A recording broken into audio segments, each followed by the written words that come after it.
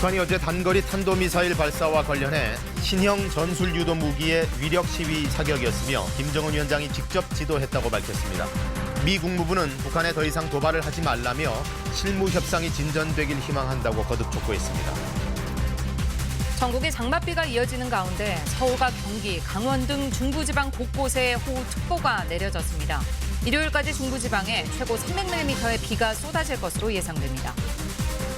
국방부가 러시아 군용기의 독도 영공 침범을 입증할 증거 자료를 러시아 측에 전달했습니다. 러시아 측은 이 자료를 자국 정부에 즉시 보내겠다고 했지만 여전히 영공 침범 사실을 인정하지 않고 있습니다. 정부가 일본의 수출 규제 조치에 대해 최악의 상황까지 염두에 두고 대책을 마련하고 있는 것으로 알려졌습니다. 정부는 8.15 광복절을 중대 분수령으로 보고 있습니다. 북한이 어제 쏜 단거리 탄도미사일과 관련해 공식 입장을 냈습니다. 신형 전술 유도 무기라고 표현하면서 그걸로 위력 시위 사격을 했다 이렇게 보도했는데요. 무엇보다 김정은 위원장이 직접 현지 지도를 했고 한미 군사연습 중단 등을 언급한 걸로 전해졌습니다. 취재기자 전화로 연결합니다. 최용윤 기자, 우리 남측을 상대로 몇 가지 메시지를 낸 거죠? 네, 그렇습니다. 북한 조선중앙통신은 김정은 국무위원장이 어제 신형 전술유도무기 위력 시위 사격을 직접 조직 지도했다고 전했습니다. 청와대가 신형 단거리 탄도미사일이라고 규정한 어제의 발사체가 신형 전술 유도무기였음을 확인한 겁니다. 이 매체는 이번 사격에 대해 남측 지역에 첨단 공격형 무기를 반입하고 군사 연습을 강행하려고 열을 올리는 남측 군부 호전 세력들에게 엄중한 경고를 보내기 위한 무력 시위의 일환이었다고 주장했습니다. 또 중앙통신은 목적한 대로 겨냥한 일부 세력들에게는 불안과 고민을 충분히 심어주었을 것이라고도 말했습니다. 김 위원장은 이 자리에서 남측은 최신 무기 반입과 군사 연습을 중단해야 한다고 말한 것으로 알려졌습니다. 북한 매체들은 남측 당국자는 평양발 경고를 무시하는 실수를 범하지 말라고 주장하기도 했습니다.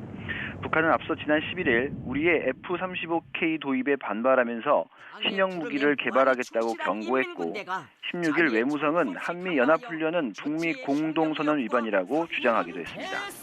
북한은 강원도 원산 호도반도 일대에서 어제 오전 5시 34분과 5시 57분 미사일 한 발씩을 각각 동해상으로 발사했습니다. 첫 번째 미사일은 동해 방향으로 430여 킬로미터, 두 번째는 690여 킬로미터를 비행했으며 추정되는 고도는 두 발 모두 50여 킬로미터였습니다.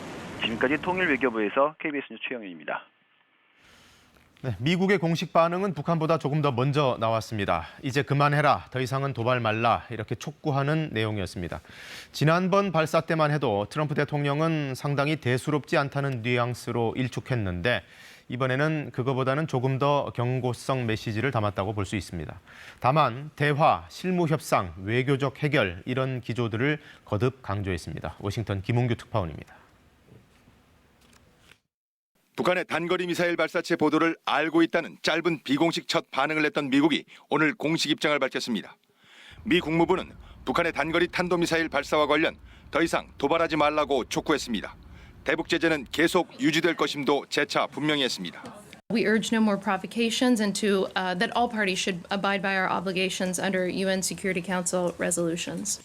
그간 단거리 미사일 발사는 어느 나라라 하는 일이라며 대수롭지 않게 여겼던 트럼프 대통령의 언급에 경고성 의미가 더해진 것으로 보입니다. 다만 실무협상 진전을 희망한다고 해 판문점 북미 정상회동의 약속을 이어간다는 기존 입장은 유지했습니다. 외교적 관여, 즉 협상으로 풀자는 겁니다. We continue to press and hope for these working level negotiations to move forward. 북한의 탄도미사일 발사는 도발 아니냐는 질문에 오타거스 국무부 대변인은 판문점 북미 정상회동과 하노이 정상회담을 언급하며 협상을 이어가는 것이 가장 생산적인 방법이라고 말했습니다. 실무협상 재개는 아직 북한의 답이 없음을 시사했습니다. 북측과 연락은 유지되지만 언제 어디서라는 실무협상의 진전 사항은 아직 없다는 이야기입니다. 유엔 사무총장까지 나서 북한의 단거리 탄도미사일 발사에 우려를 표시하고 비핵화 협상을 위한 북미 간 조속한 실무협상 재개를 촉구했습니다. 미국에서는 북한이 협상력을 극대화하려는 전략이라는 분석과 함께 미국의 인내심을 시험하려는 위험한 도발이라는 분석이 공존합니다.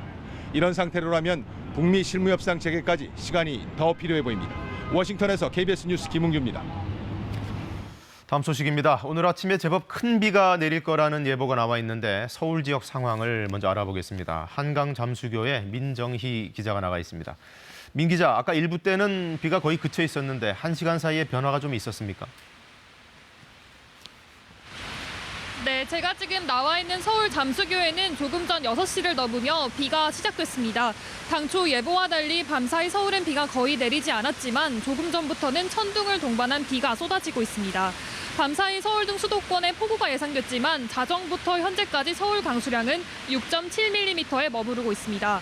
어제 시작된 비는 자정이 지나며 거의 그쳤던 셈입니다. 하지만 현재 서해상에서 비구름이 계속 유입되고 있기 때문에 안심할 수 없습니다. 현재 인천 강화에 시간당 40mm의 많은 비가 내리고 있고요. 기상청은 서울에도 출근 시간대에 시간당 30mm 이상의 강한 비가 집중될 것으로 예상하고 있습니다. 이에 따라 서울에는 조금 전 6시를 기준으로 호우주의보가 내려졌습니다.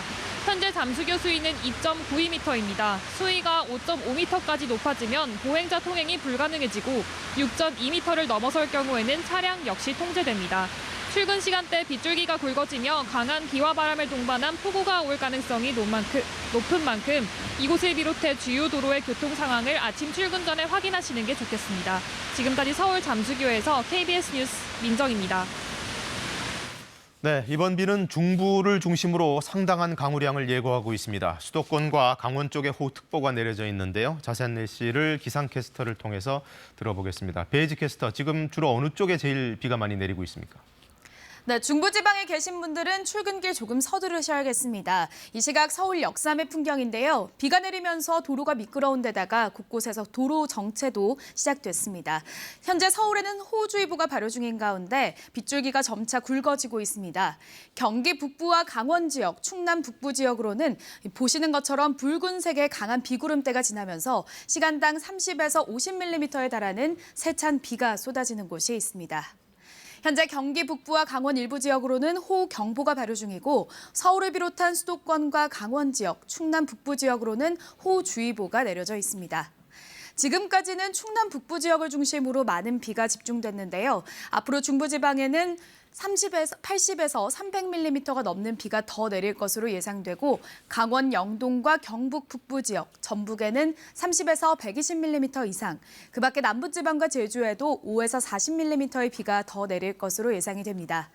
이번 장맛비는 주말까지 이어지겠습니다. 남부지방은 토요일까지, 중부지방은 일요일까지 비가 이어지다가 점차 그칠 것으로 보입니다. 오늘은 전국이 흐리고 비가 내리는 곳이 있겠습니다. 남해안에는 구름만 많이 끼겠습니다. 현재 기온 살펴보겠습니다. 서울이 25도, 대전 25.7도, 포항 27.4도로 어제 같은 시각보다 기온이 조금 낮습니다. 한낮에는 서울 27도, 원주 28도, 대전 29도로 중부지방은 낮 기온이 30도를 밑돌겠지만 대구 32도, 포항 33도로 영남 내륙 지역으로는 폭염주의보가 발효 중인 가운데 오늘도 후텁지근하겠습니다. 바다의 물결은 동해와 제주 해상에서 최고 2.5m까지 약간 높게 일겠고요. 모든 해상에는 안개가 짙게 끼겠습니다. 기상센터에서 전해드렸습니다. 국방부가 어제 러시아 군용기가 독도 영공을 침범했다는 걸 입증할 자료들을 러시아 측에 전달했습니다. 러시아 측이 봐도 영공 침범 사실을 인정할 수밖에는 없는 자료라는데 러시아 측은 자국 정부에 이 자료들을 바로 보내겠다면서도 여전히 영공 침범 사실은 인정하지 않고 있습니다. 보도에 한승현 기자입니다. 러시아 조기경보 통제기가 독도 영공을 침범한 지 이틀 만에 한국과 러시아 간 국장급 실무 협의가 열렸습니다. 국방부는 이 자리에서 러시아 군용기의 독도 영공 침범을 입증할 증거 자료를 러시아 측에 전달했습니다. 독도 영공 침범 당시 군 레이더가 포착한 항적 자료 등이 포함된 것으로 전해졌습니다. 국방부 관계자는 러시아 측이 봐도 확실히 우리 영공을 침범했다는 걸 알 수 있는 궤적이 담긴 자료를 전달했다며 러시아가 조사하는 데 충분한 자료라고 생각한다고 덧붙였습니다. 우리 측은 또 전투기에서 발사한 섬광탄 사진과 경고사격 음성 기록 등 우리가 확보한 자료들을 제시하며 재발 방지를 촉구한 것으로 전해졌습니다. 러시아 측은 진행 중인 침범에 참고할 수 있도록 자료들을 러시아 국방부에 즉시 송부하겠다고 밝혔다고 국방부는 전했습니다. 협의에 참석한 주한 러시아 무관들은 영공 침범에 대한 취재진의 질문에 침묵으로 일관했습니다. So, what's the official stance of Russia?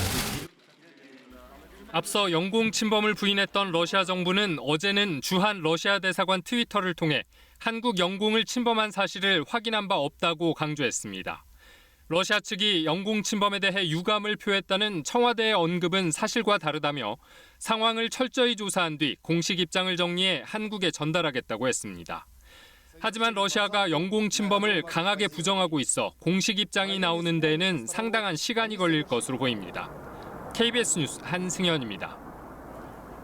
네, 일본이 우리나라 수출을 규제한 데 이어 다음엔 백색 국가에서 제외하는 조치를 하겠다고 이미 예고한 상황인데 관건은 이 조치를 언제 하느냐입니다.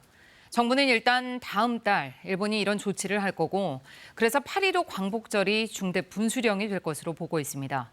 또 최악의 상황도 가정해서 시나리오별로 대비하고 있는 것으로 알려졌습니다. 김지성 기자가 보도합니다.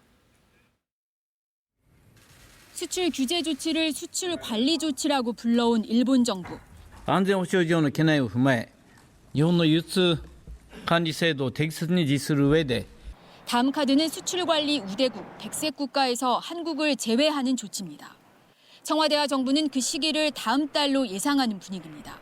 그 뒤론 세 가지 일정을 중대 분수령으로 보고 있습니다. 첫 번째 고비는 8.15 광복절입니다. 우리에겐 광복절, 일본에겐 패전일인 이날 문 대통령이 어떤 메시지를 내느냐에 따라 국면이 달라질 수 있습니다. 또 8월 말 9월 초로 예상되는 일본 개각에서 아베 총리가 어떤 인사들을 전진 배치하느냐.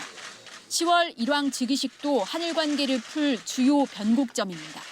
일본이 자국 기업에 대한 피해를 감수하고 전면적 규제에 나설지에 대한 전망은 엇갈리지만 정부는 최악의 시나리오까지 염두에 두고 있습니다.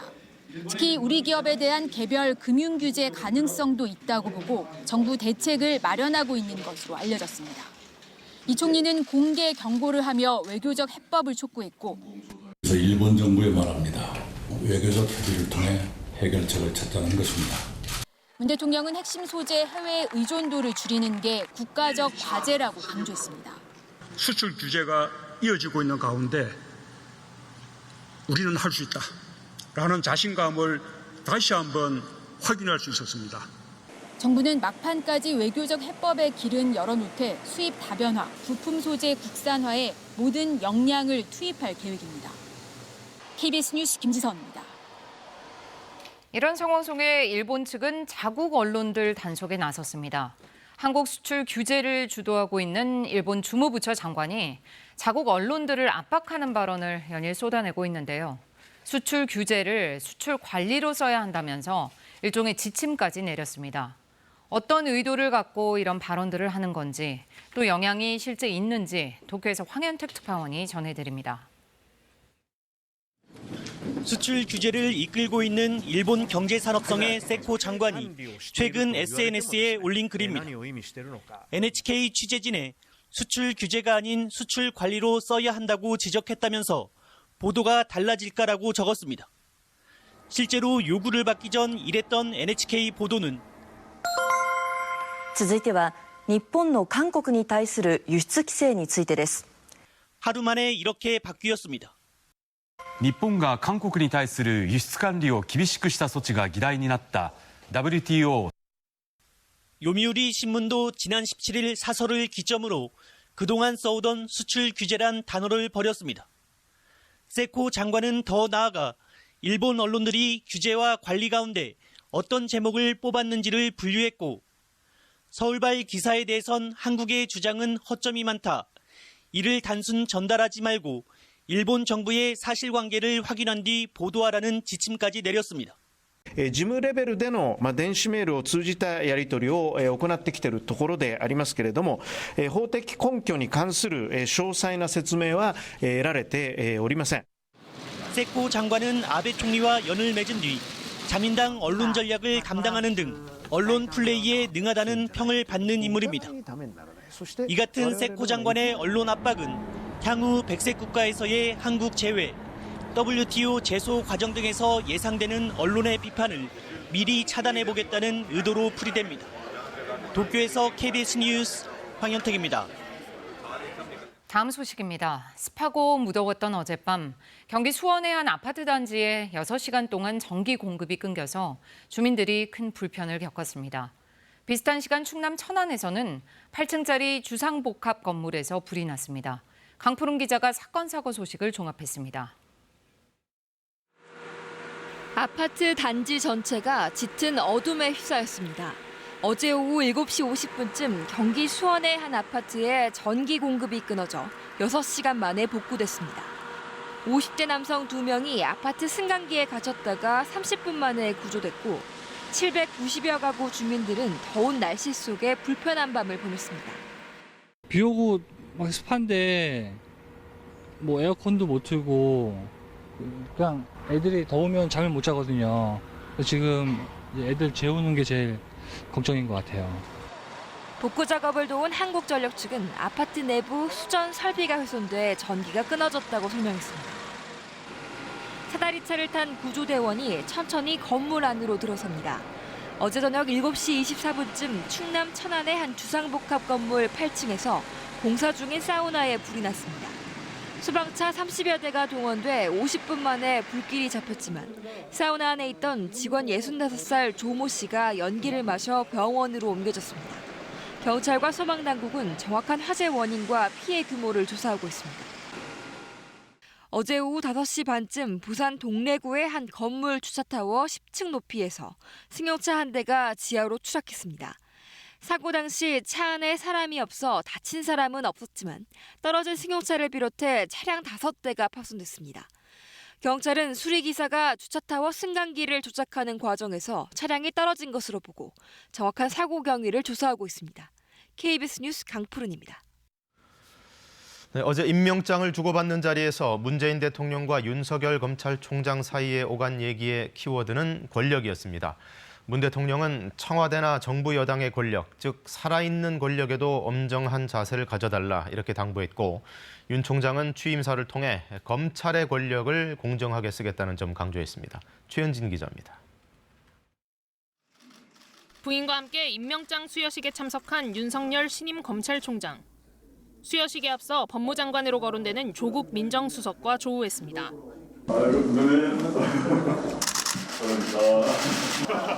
문재인 대통령은 윤 신임 총장에게 임명장을 수여하고 살아있는 권력의 엄정한 자세를 계속 가져달라 당부했습니다. 청와대든 또는 뭐 정부든 또는 집권 여당이든 만에 하나 권리권 들어가 있다면 그 점에 대해서는 정말 이렇게 엄정한 그런 자세로 이렇게 임해 주시기를 바라고요. 임명장 수여 뒤 열린 취임식. 윤 총장은 헌법 제1조를 언급하며 정치적 중립과 권력 남용 경계를 강조했습니다. 헌법과 법에 따라 국민을 위해서만 쓰여져야 하고 사익이나 특정 세력을 위해서 쓰여서는 안 됩니다. 윤 총장은 또 공정한 경쟁 질서 확립을 위해 시장을 교란하는 반칙행위나 우월적 지위남용 같은 범죄에 단호히 대응하겠다고 강조했습니다. 윤 총장의 첫 관문은 국회의원 100여 명이 고소 고발된 패스트트랙 사건이 될 것으로 보입니다. 결과에 따라 검찰의 정치적 중립이 공격당할 수 있습니다. 국회에 계류 중인 검경 수사권 조정안에 대해선 내부 반발을 조율하면서 의견을 개진해야 하는 상황입니다. 윤 총장은 오늘 검찰 인사위원회를 열어 검사장급 이상 고위직 인사를 단행하고 윤석열 호 검찰의 본격 출범을 알립니다. KBS 뉴스 최은진입니다. 문재인 대통령이 오늘 조국 청와대 민정수석 등 수석 3명을 교체하는 인사를 단행할 것으로 알려졌습니다. 청와대 관계자는 조국 민정수석과 이용선 시민사회수석, 또 정태호 일자리 수석 등 3자리에 대한 교체 인사를 발표할 예정이라고 밝혔습니다. 현 정부 출범과 함께 임명됐던 조국 민정수석은 다음 달 개각에서 법무부 장관으로 입각할 것이 유력하고 정태호 일자리 수석과 이용선 시민사회수석은 총선 출마가 유력해 보입니다.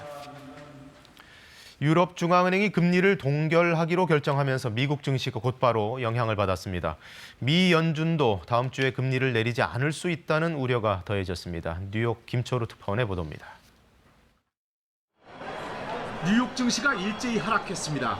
다우존스 지수는 등락을 거듭하다 130포인트 가깝게 떨어진 채 장을 마감했습니다. 스탠더드앤푸어스 지수와 나스닥도 하락했고 유럽의 주요 증시도 떨어졌습니다. 유럽 중앙은행의 금리 동결 결정이 악재가 됐습니다. Keep the key ECB interest rates unchanged. We expect them to remain at their present or lower levels at least through the first half of 2020. 드라기 총재가 내년 상반기까지 추가 통화 완화에 나설 수 있음을 내비쳤지만 발언의 강도가 시장 기대에 미치지 못했다는 평가가 나옵니다. 여기에 지난주 신규 실업수당 청구 건수가 10,000건 감소했다는 미국 노동부의 발표가 투자 심리를 더욱 끌어내렸습니다. 실업수당 청구 건수가 줄었다는 것은 고용 상황이 좋아졌다는 의미입니다. 지난 4월 자동차, 컴퓨터 등 내구재 주문이 2% 늘었다고 미 상무부도 발표했습니다. 전문가들은 탄탄한 미국 내 경제 지표가 다음 주 연준이 금리 결정을 할 때 경기 부양의 필요성을 약화시킬 수 있다고 전망합니다. 하지만 시장과 투자자들은 여전히 연준의 금리 인하 가능성을 높게 보고 있습니다. 뉴욕에서 KBS 뉴스 김철호입니다. 네, 며칠 전 중복을 맞아서 집에서 간편하게 즉석 삼계탕 드신 분들 많으실 것 같은데요. 이런 간편식 삼계탕을 한 팩 먹으면 하루 필요한 나트륨의 3분의 2 정도를 섭취하게 되는 것으로 조사됐습니다. 또 일부 제품은 포장지에 표시해 놓은 것보다도 많은 나트륨이 들어있었습니다. 보도에 최선희 기자입니다. 단백질이 풍부해 원기 회복과 체력 보강에 좋은 여름철 전통 보양식 삼계탕. 한국소비자원이 간단히 데워 먹을 수 있는 즉석 삼계탕 14개 제품을 시험 평가한 결과 평균 나트륨 함량이 성인 하루 기준치의 75%나 되는 것으로 나타났습니다. 일부 제품은 삼계탕 한 팩을 먹을 경우 하루에 필요한 나트륨의 97%를 섭취할 정도로 나트륨 함량이 높았습니다. 11개 제품은 국물보다 건더기에 나트륨이 더 많아 제조업체의 저감 노력이 필요한 것으로 지적됐습니다. 특히 즉석 삼계탕 특성상 소비자는 국물과 건더기를 모두 섭취하게 돼서 그 섭취량 조절로 인해 나트륨 섭취를 줄일 수가 없습니다. 10개 제품이 영양 성분을 자율적으로 표시했으나 이 가운데 4개 제품은 나트륨 함량이 표시된 것보다 26%에서 52%까지 많았습니다.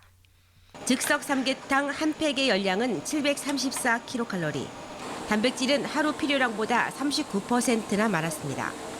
한 개 제품에서는 이물질이 검출됐고 10개 제품에서는 대추씨가 나와 섭취할 때 주의가 요구됐습니다. 소비자에게 올바른 정보를 제공하기 위해서 식품의약품안전처에 즉석 삼계탕의 영양성분 의무 표시를 요구할 예정입니다. 한국소비자원은 즉석 삼계탕의 나트륨 함량을 줄이기 위해 해당 업체에 자율 시정을 권고했습니다. 또 소비자들에게는 국물 섭취를 줄이는 등 나트륨 과다 섭취에 주의할 것을 당부했습니다.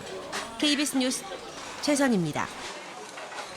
최근 귀가하는 여성들 뒤를 쫓아 집에 들여가려는 사건들이 잇따르면서 요 며칠 소름 끼친다며 큰 화제가 된 영상이 있었습니다.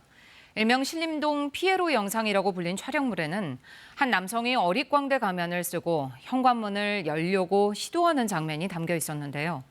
건물 관리인이 경찰에 신고를 해서 이 남성을 찾고 보니 이 영상은 홍보를 노리고 스스로 찍어 올린 것이었습니다. 자작극으로 끝난 이번 소동을 박영민 기자가 취재했습니다. 피에로 가면을 쓴 남성이 현관문 앞에 놓인 택배 상자를 집어듭니다. 문에 귀를 대보더니 번호키를 눌러보고 문 손잡이를 움직여보기도 합니다. 1분 가까이 서성이던 이 남성은 결국 택배 상자를 훔쳐 달아납니다. 유튜브에 올라온 이 영상은 SNS 등을 통해 급속히 퍼져나갔고 여러 매체를 통해 보도됐습니다. 뉴스를 본 건물 관리인의 신고를 받고 출동한 경찰은 이곳에 거주하던 34살 최 모 씨를 이미 동행했습니다. 경찰 조사 결과 이 영상은 택배 대리 수령 서비스 업체 대표인 최 씨가 자신의 사업을 광고하기 위해 제작한 것이었습니다. 사건이 커지자 최 씨는 신림동 주거침입 영상이 충격을 던져준 것을 기억하고 영상을 촬영했다며 사과문을 올렸습니다. 스타트업이 할 수 있는 방안이라고는 딱히 없다고 생각하거든요. 노이즈 마케팅이 어쩔 수 없이 될 수밖에 없다. 이슈를 만드는 것도 괜찮겠다라고 생각을 했었는데 그 기간이 생각보다 너무 빨랐던 거죠. 책임질 부분이 있다면 처벌을 달게 받고 반성하겠다고 말했습니다. 하지만 최근 혼자 사는 여성을 상대로 한 범죄가 잇따르고 있는 상황에서 해서는 안 될 부적절한 마케팅이었다는 비난이 이어지고 있습니다. 이런 사건이 많이 생기고 평소에도 혼자 사는 거에 두려움을 많이 느꼈는데 이런 사건은 많이 무서운 것 같습니다. 경찰은 사실관계만 확인한 상황이라면서 법률적인 처벌 여부는 검토해보겠다고 밝혔습니다. KBS 뉴스 박영민입니다. 중부지방의 빗줄기가 굵어지고 있습니다. 조금 전 서울에는 호우경보가 내려졌는데요. 서울을 비롯한 일부 수도권과 강원 지역으로는 호우경보가 발효 중이고 경기 일부 남부 지역과 충남 북부 지역, 강원 지역으로는 호우주의보가 내려져 있습니다. 강한 비구름대가 수도권과 강원 지역, 충남 지역을 지나면서 시간당 10에서 40mm에 달하는 세찬 비를 뿌리고 있습니다. 앞으로 중부지방에 많은 비가 예상되는데요. 수도권과 강원 영서, 충청 지역으로는 80에서 많은 곳은 300mm 이상, 강원 영동과 경북 북부 지역, 전북에는 30에서 120mm 이상, 그 밖에 남부지방과 제주에도 5에서 40mm의 비가 예상됩니다. 이번 장맛비는 주말까지도 계속되겠습니다. 남부지방은 토요일에 비가 점차 그치겠지만 중부지방은 일요일까지도 비가 이어지겠습니다. 오늘 전국이 흐리겠고 곳곳에 비가 내리겠습니다. 남해안 지역에는 구름만 많이 끼겠습니다. 현재 기온 살펴보겠습니다. 서울이 24.8도, 대구 27.1도로 어제 같은 시각보다 기온이 조금 낮습니다. 날씨 정보 전해드렸습니다. 박근혜 전 대통령이 기소된 사건은 여러 가지고 각각 개별적으로 재판이 진행되고 있는데 어제는 국정원 특수활동비 상납과 관련된 항소심 판결이 나왔습니다. 징역 5년입니다. 이로써 국정농단 사건을 비롯한 박 전 대통령의 모든 재판은 이제 2심 절차를 마무리하고 대법원의 최종 판결만 남겨두게 됐는데 일단 2심까지의 형량은 다 합치면 32년입니다. 김성수 기자입니다. 국정원장들로부터 특수활동비 35억여 원을 상납받았다는 박근혜 전 대통령의 혐의는 항소심 재판부도 유죄로 판단했습니다. 다만 징역 5년으로 1심보다 1년 감형됐고 추징금도 33억 원에서 27억 원으로 줄었습니다. 1심은 상대적으로 형량이 무거운 특가법의 국고손실죄를 적용했지만 항소심은 국정원장을 회계관계 직원으로 볼 수 없다며 횡령죄를 적용해 형량이 줄었습니다. 다만 뇌물수수 혐의에 대해서는 1심과 같이 무죄로 판단했습니다. 이로써 박 전 대통령이 기소된 사건은 항소심까지 모두 마무리됐습니다. 옛 새누리당 공천 불법 개입 혐의에 대해서는 대법원에서 징역 2년이 이미 확정됐습니다. 이른바 국정농단 사건은 항소심에서 징역 25년이 선고돼 다음 달쯤 열릴 대법원 전원합의체 판결을 기다리고 있습니다. 이번 국정원 특활비 사건까지 합치면 박 전 대통령의 형량은 모두 32년에 이릅니다. 올해 안에 모든 사건의 판결이 확정되면 사면이 가능해집니다. 야권 일부에서 제기되는 박근혜 전 대통령 사면 주장이 더욱 거세질 가능성도 있습니다. 문재인 대통령은 앞서 이와 관련해 아직 재판이 확정되지 않은 상황이어서 사면을 말하기는 어렵다면서 구체적인 언급을 피했습니다. 한편 2017년 말부터 모든 재판을 거부하고 있는 박 전 대통령은 출석하지 않았고 박 전 대통령 측도 아무런 입장도 내지 않았습니다. 검찰은 뇌물수수 혐의 무죄를 인정할 수 없다며 상고하겠다고 밝혔습니다. KBS 뉴스 김성수입니다. 부산의 한 해수욕장에 북한군이 나타났다는 신고가 어제 경찰에 접수됐습니다.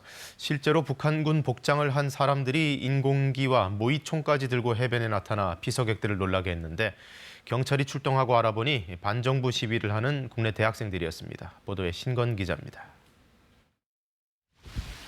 북한 군복을 입은 채 모이총기를 든 청년들이 해안가로 걸어 나옵니다. 한 청년은 인공기까지 들었습니다. 물 밖으로 나오자 백사장 곳곳에 전단지를 뿌립니다. 이들은 김정은 최고사령관 동지의 서신이 나는 이 전단지를 뿌리며 북한군이 부산에 상륙하는 듯한 모습을 연출했습니다. 전단지에는 현 정부의 국방과 안보 정책을 비판하는 내용이 담겼습니다. 오직 평화를 위한 일이라는 핑계만 대면 내가 무슨 짓을 하든 남조선 인민들이 환영해주고 제 지위를 높여주었기 때문이다. 전국 대학생 대표자 협의회의 줄임말인 전대협 회원들이 벌인 일로 당황한 피서객들이 경찰에 신고까지 했습니다. 그냥 다 당황하고 막 그러는 거. 막 북한 글기 듣고 있으니까 저희는 솔직히 당황할 수밖에 없죠. 막 솔직히 북한 사람이 온 것처럼 행동하니까. 이 단체는 1980년대 학생운동을 주도한 전대협과는 관련이 없으며 올해 4월엔 부산 등 전국의 대학가에 김정은 서신 형태로 정부의 경제정책 등을 비판하는 대자보를 붙이기도 했습니다. 이 단체 관계자는 북한 목선의 삼척항 입항 사건 등에 제대로 대응하지 못한 정부를 비판하기 위한 활동이라고 밝혔습니다. 경찰은 이 단체의 활동에 법 위반 혐의가 확인될 경우 수사에 나설 예정입니다. KBS 뉴스 신건입니다. 네, 오늘은 서유럽에 비가 내리면서 기온이 좀 떨어지긴 했지만 요즘 프랑스 파리가 아프리카 카이로보다도 더 덥습니다. 어제 한낮 기온은 42.6도, 파리에서 기상 관측이 시작된 이래 역대 최고 기온을 찍었습니다. 관련 사고도 잇따르고 있는데 이상하리만큼 불볕더위에 시달리고 있는 유럽의 상황을 하송영 기자가 전해드립니다. 평소 관광객과 시민들로 북적이는 파리 시청 앞이 한산하기만 합니다. 연신 흘러내리는 땀을 분수대 물로 씻어내보고 나무 그늘 아래서 식혀도 보지만 더워도 너무 덥습니다. 폭염으로 프랑스에서만 15,000명 넘게 숨진 2003년 여름의 악몽이 되살아날 정도입니다. Je suis en métropole depuis à l'âge de 6 ans. J'ai grandi en métropole, mais c'est la première fois que j'ai vécu ça. 현지 시간 25일 낮 4시 32분, 파리 몽술에서 측정한 기온은 42.6도. 1873년 기상 관측을 시작한 이래 146년 만에 역대 최고 기온입니다. 프랑스뿐 아닙니다. 이웃나라인 벨기에에서는 사상 처음으로 폭염 적색 경보가 발령됐습니다. 독일도 서부 지역을 중심으로 역대 최고 기온을 기록하는 폭염이 기승을 부리고 있습니다. Natürlich ist das der Klimawandel, ist so unbestritten, ja. Das ist doch ganz selbstverständlich, ja. 무더위가 이어지면서 원전 가동에도 차질이 빚어지고 있습니다. 강물의 온도 상승으로 냉각수 과열이 우려됨에 따라 프랑스와 독일 등지에서는 일부 원자로 작동이 중단되거나 중단될 예정입니다.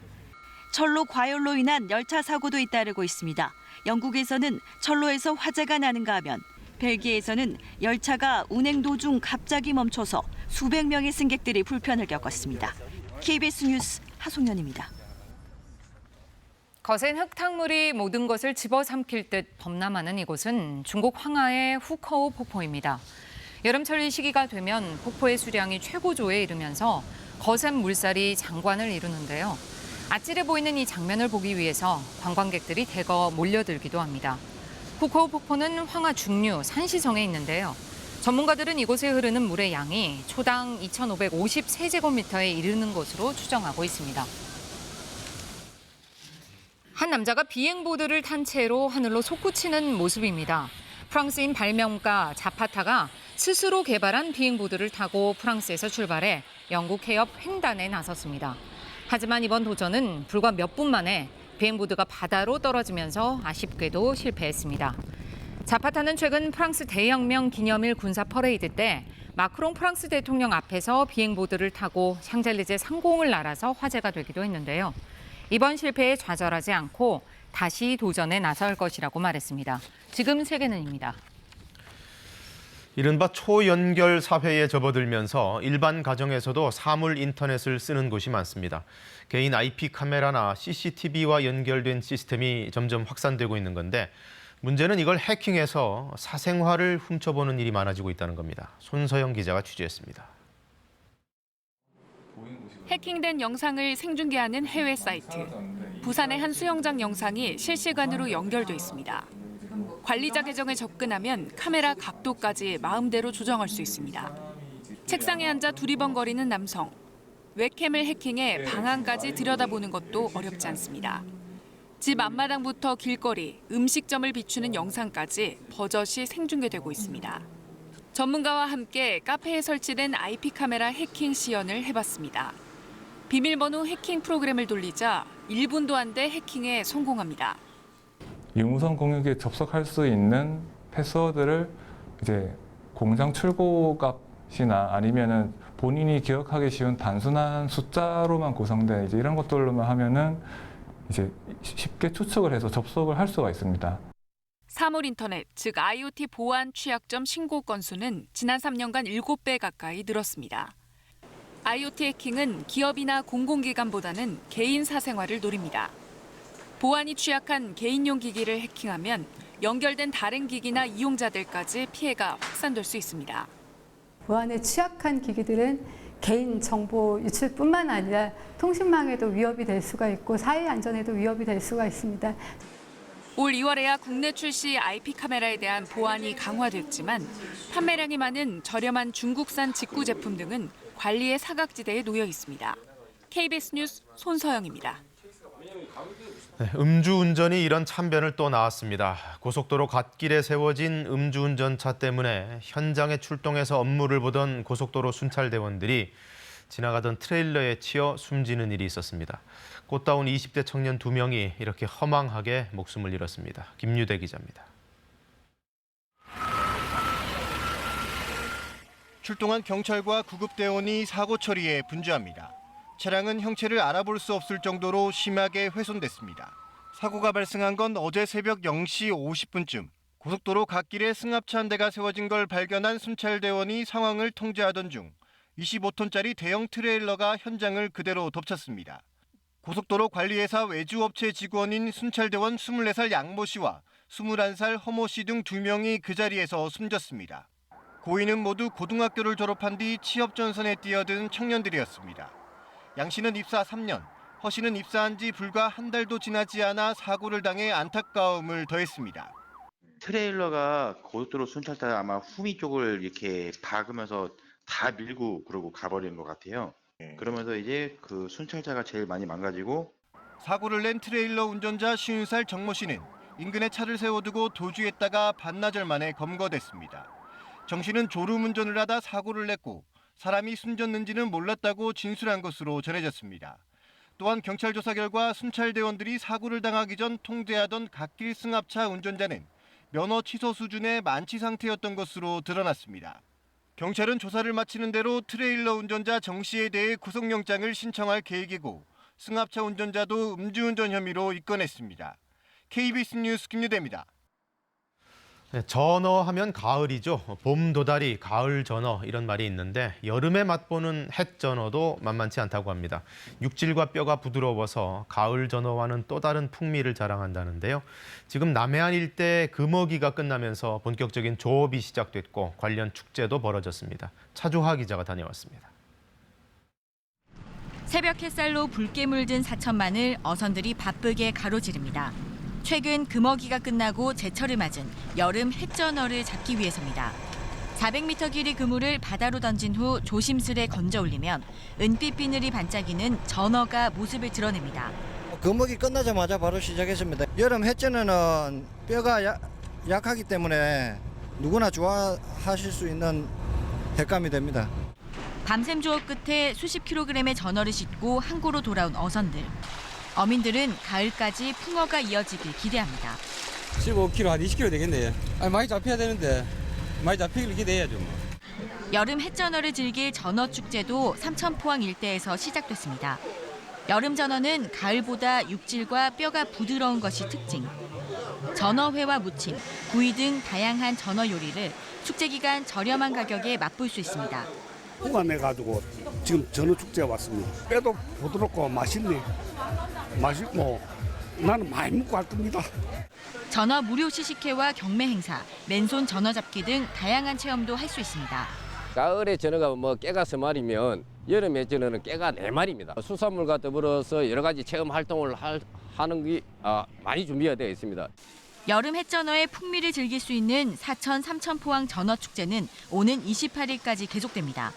KBS 뉴스 차주합니다.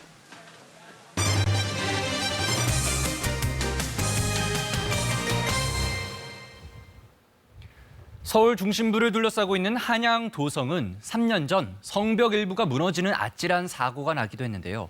장마철을 맞아 또다시 붕괴 사고가 나지 않도록 미리 대비해야 한다는 목소리가 나오고 있습니다. 김민혁 기자가 취재했습니다. 검은 천 아래로 돌덩이들이 뒤엉켜 있습니다. 600여 년 전에 쌓은 성벽이 무너져 내린 겁니다. 하마터면 인명사고로 이어질 뻔했습니다. 3년이 지난 지금 한양도성의 상태는 어떨까? 이곳은 한양도성 둘레길입니다. 보시는 것처럼 성벽 곳곳이 풍화로 깎여 나간 걸 확인할 수 있습니다. 세월의 무게를 못 견디고 돌 군데군데가 파이고 떨어져 나갔습니다. 돌이 없어지니까 윗돌이 아랫돌로 떨어지겠죠. 그러다 보면 위서부터 계속 쫙. 곳곳에 접착제와 유리판을 붙여놨습니다. 이게 뭔가요? 이거는 그 돌이 움직이는가 안 움직이는가를 보는 거고요. 경사를 만들어내는가. 깎여나간 성벽 사이 임시 지지대가 위태롭습니다. 볼트로 저렇게 이제 해난 부분에 대해서는 염려가 돼요. 얼마나 버틸지 임시 방편으로 그렇게. 다른 구간으로 가봤습니다. 일부 돌들이 밖으로 튀어나와 성벽이 울퉁불퉁 뒤틀려 있습니다. 붕괴 징후의 하나인 배부름 현상입니다. 가장 배부름이 심한 곳이고요. 위험성을 가지고 있는 부분이에요. 빨리 정리하지 않으면 붕괴를 일으킬 수도 있고. 보이지 않는 성벽 안쪽은 얼마나 망가졌는지 정확히 알 수도 없습니다. 요즘 같은 장마철엔 혹시 모를 사고 위험이 더 큽니다. 한양도성은 아주 물에 취약합니다. 그래서 장마철에 혹시 무너져서 인명사고로 이어지지 않을까. 서울시는 34개 지점은 정밀 계측을 실시해 성벽의 변형을 살피고 있습니다. 배부름 현상이 심한 곳은 해체와 보수도 준비 중이라고 밝혔습니다. 그러나 변형이 심해 출입을 통제한 3개 지점 외에는 주의하라는 안내판 외에 별다른 안전 조치가 없습니다. 세계에서 가장 오랜 도성 유적으로 꼽히는 한양도성. 곳곳이 경고의 신호를 보내고 있습니다. KBS 뉴스 김민혁입니다. 수원 지역을 근거로 활동해온 폭력 조직 2곳의 조직원 80여 명이 경찰에 붙잡혔습니다. 오랜 갈등 관계였던 두 조직은 최근 조직끼리 맞붙는 이른바 전쟁을 준비하며 세를 불리다가 경찰의 덜미를 잡혔습니다. 오현태 기자가 보도합니다. 한 남성이 119 구급대 들것에서 병원 침대로 옮겨집니다. 옷에 핏자국까지 묻은 이 남성은 수원의 폭력 조직 북문파의 조직원, 남문파 조직원 한 명에게 맞은 건데 북문파는 여러 명에게 집단 폭행을 당한 것으로 오해했습니다.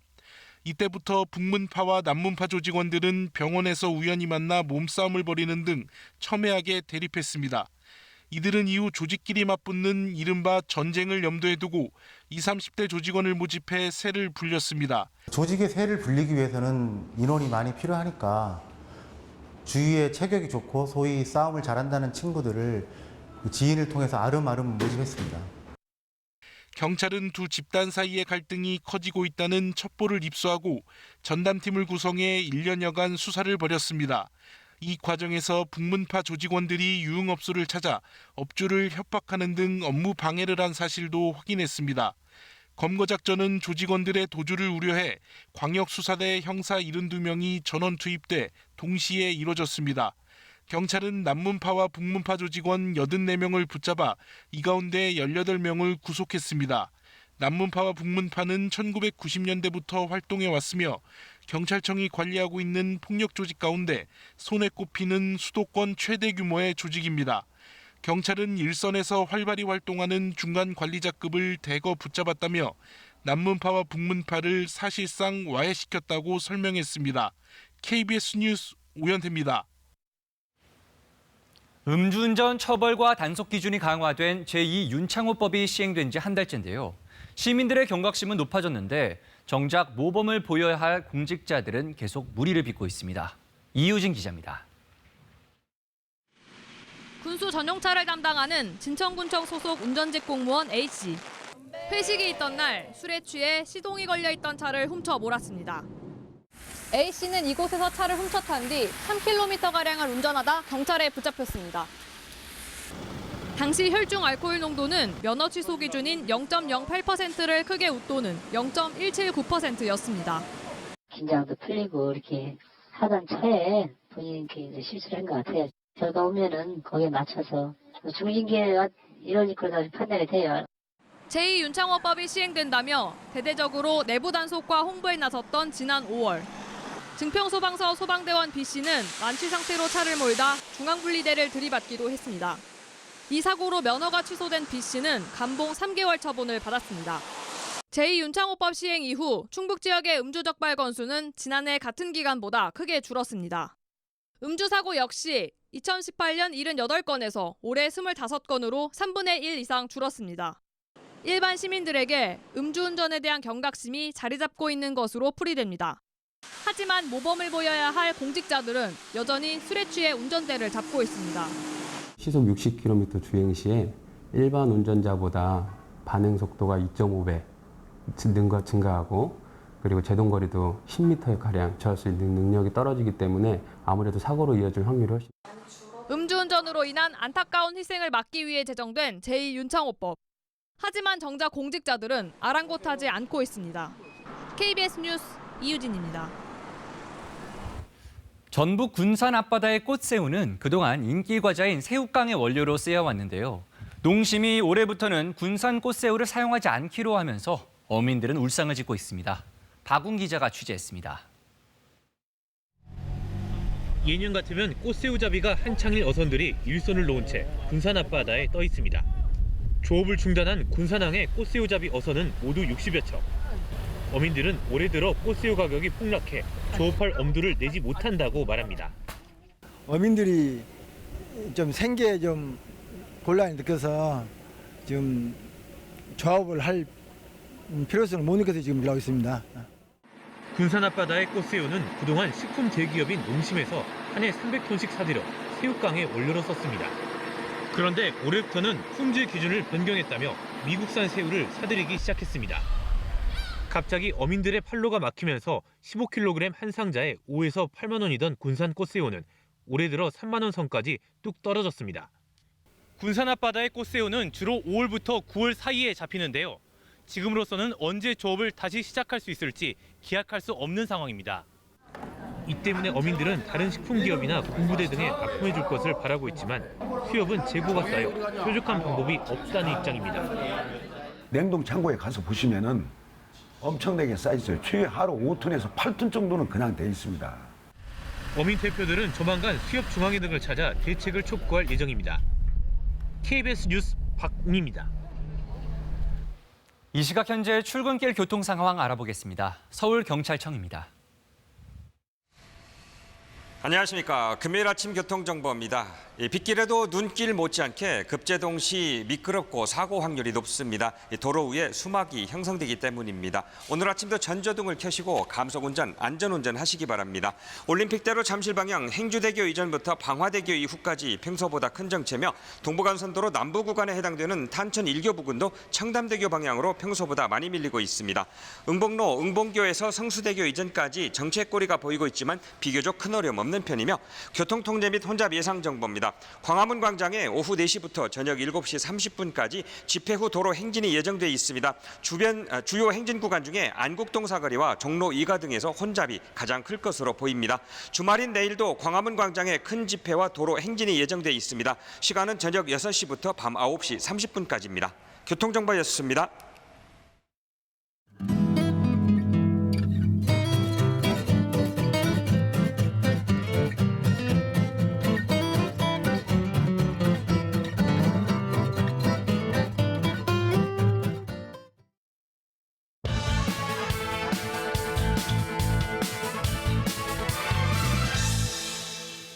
한반도를 둘러싼 동북아 정세가 요동치는 양상입니다.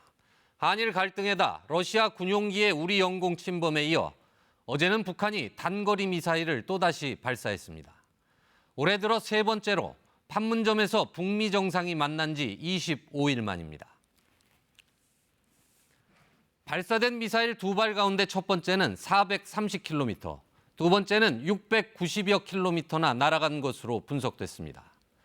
지난 5월 9일 북한이 발사한 단거리 미사일 중 한 발은 270km를 날아가는 데 그쳤습니다. 그래서 이번에 다목적인 포석을 깔고 성능 개선 실험을 한 것이라는 관측이 제기되고 있습니다. 우선은 다음 달 한미 연합훈련에 대한 대응입니다. 북한은 이미 이달 중순 들어서부터 한미 연합훈련이 실시된다면 북미 실무 협상에 영향을 줄 것이라고 공언해 왔습니다.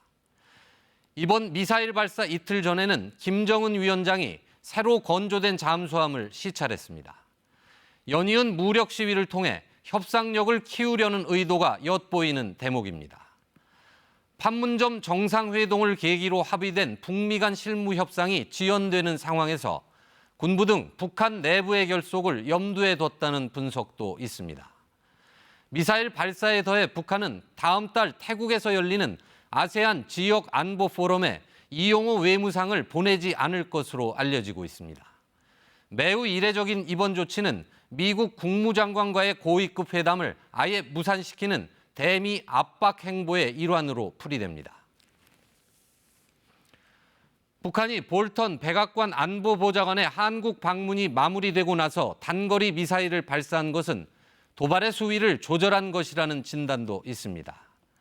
하지만 본격적인 북미 간 협상은 다음 달 한미 연합훈련이 끝난 뒤에나 가능할 것이란 전망이 우세합니다. 그때까지 북한이 또 다른 무력 시위에 나설 수 있다는 관측도 제기됩니다. 그렇지만 대화 대신 군사적 긴장 고조를 통해 북한이 얻을 것은 거의 없어 보입니다. 뉴스 해설이었습니다. 중부지방의 빗줄기가 굵어지면서 호우특보가 강화됐습니다. 서울을 비롯한 수도권과 강원 일부 지역으로는 호우경보가 내려져 있고 그 밖의 지역에도 호우주의보가 발효 중입니다. 이 지역에는 매우 강한 비구름대가 지나가면서 시간당 10에서 40mm 안팎의 세찬 비가 쏟아지고 있습니다. 앞으로 중부지방에는 일요일까지 수도권과 강원 영서, 충청 지역에 80에서 300mm가 넘는 비가 예상되고 강원 영동과 경북 북부 지역 그리고 전북 지역으로는 30에서 120mm 이상, 제주도와 남부지방으로는 5에서 40mm의 비가 예상됩니다. 날씨 정보 전해드렸습니다. 네, 비 피해 없도록 대비 잘 하시기 바랍니다. 뉴스광장 마치겠습니다. 시청해주셔서 고맙습니다.